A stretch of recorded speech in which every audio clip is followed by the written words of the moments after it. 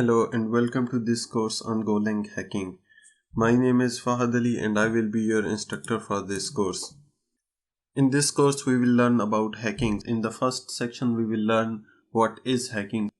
So we will learn about different types of hacking, for example how it is performed, and then we will also learn what are the different type of hackers, and we will also learn what are the ethical aspects of hacking. So is hacking even legal or not? So we will discuss these kind of things in our program. Then we will move on to the next stage of hacking, which is information gathering and reconnaissance. So in this section we will learn how to gather information. So there are a lot of ways in which you can gather information. So most of them, for example, there are two kinds, active and passive. In active gathering, you basically actively scan the internet or the host or the victim machine, and then you try to find out if there is any vulnerability that you can exploit, or if there is a way that you can use or force the victim to communicate with you, and these type of things. This is basically a way to get an idea or overall information about how the victim machine look likes and what's its feature. For example, what's operating system it's running, if there is any port that is open that you can connect to, etc. These type of things. We will learn how to perform this network scanning. So we will learn different programs. For example, we will learn a program called Nmap or network mapper. This program will help us to gather information about the victim machine, etc. Then we will also learn about a network scanner.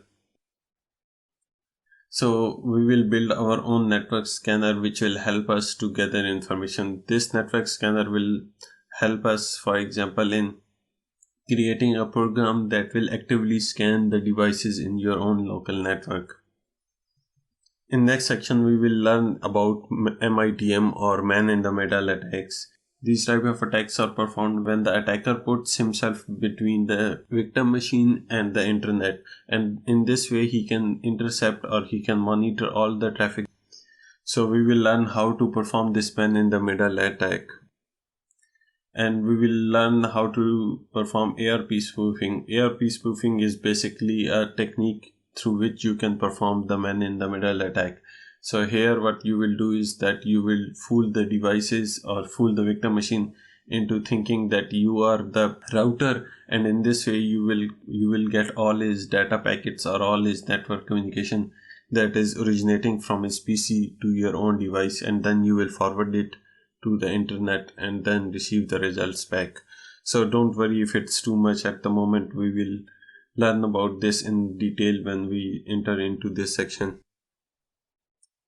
And then once you are in between the victim machine and the internet, you can intercept all his traffic. You can read what the data packets he is sending or what the data packets he is receiving, etc.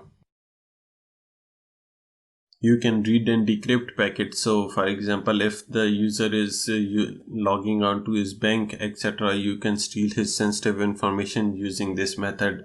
So for example, let's say if you are in a cafe and the victim machine is trying to connect or trying to use PayPal through his PC, for example, he will enter his username and password, and if you are listening to his network traffic, you can easily get access to his credentials. In next section, we will build a backdoor. So what's a backdoor? A backdoor is simply a program that will give the attacker unlimited access to the victim machine. So you can get complete control of the victim machine through a command line interface. So we will learn how to build this program, and then we will have the complete control of the victim machine, and we will try to execute commands through a terminal or through command line. So we will build a backdoor from scratch. So what would be the features of this backdoor? So we will create a fully undetectable backdoor. So this backdoor will not be detected by any antivirus since you are creating this backdoor yourself. So this backdoor won't be present in any antivirus database that is on the internet.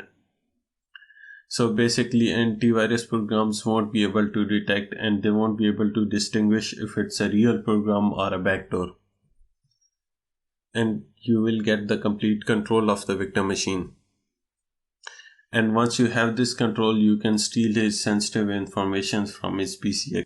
So using this backdoor, you will be able to upload viruses onto the victim machine. For example, once you get the control, you can simply add registries or modify registries, and then you can add viruses or programs, malicious programs, and the antivirus won't be able to detect them.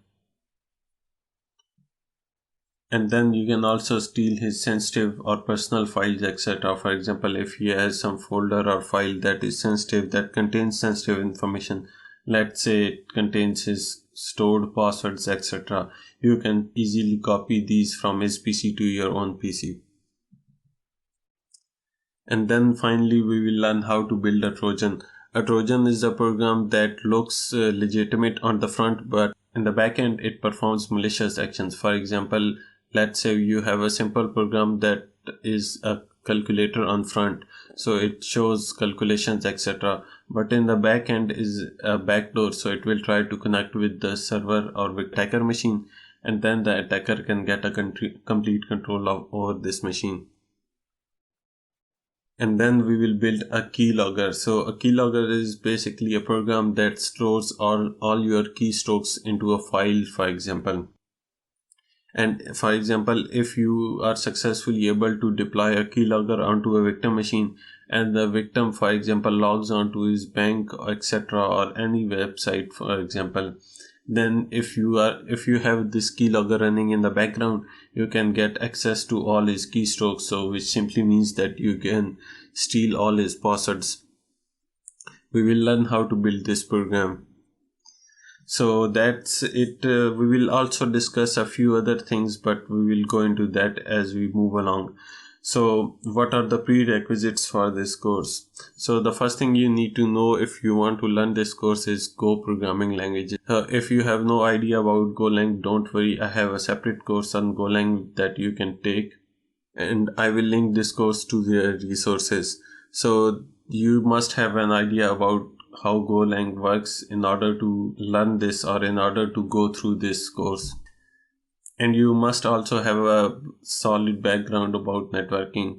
I will discuss networking in a small detail, but it is highly recommended that you have enough knowledge of networking to easily understand this course. If you don't have any networking background, this course will be really hard to follow. And also this goes without saying that you must have a PC with sufficient resources. So I would recommend at least 8 gigabit of RAM, because we will have to run different virtual machines which will require a lot of resources.